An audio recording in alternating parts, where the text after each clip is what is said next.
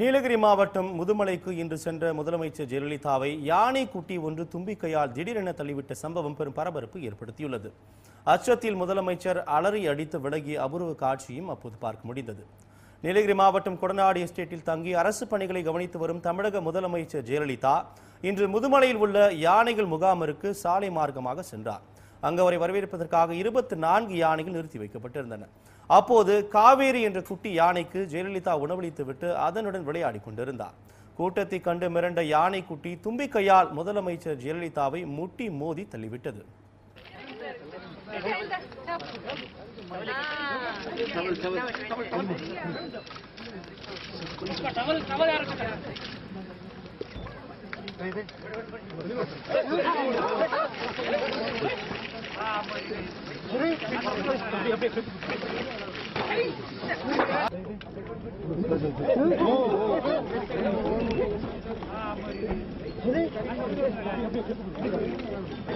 Please move back. Please move back.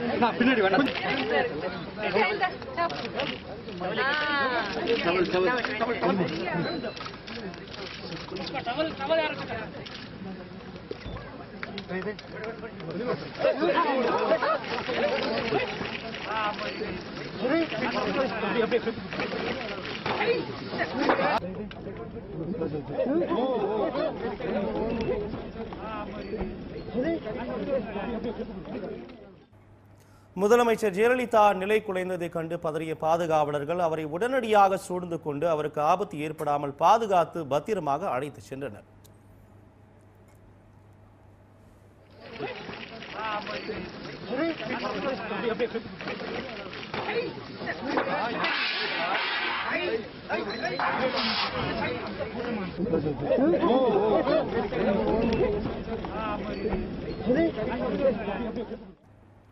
சற்று நேரத்திற்கு பிறகு செய்தியாளர்களிடம் பேசிய முதலமைச்சர் ஜெயலலிதா முதுமலை புலிகள் காப்பகம் இந்தியாவிலேயே மிகச்சிறந்த புலிகள் காப்பகமாக திகழ்வதாக கூறினார். இந்த காப்பகத்திற்கு தேவையான அனைத்து வசதிகளையும் தமிழக அரசு செய்து கொடுக்கும் என்றும் அவர் உறுதியளித்தார்.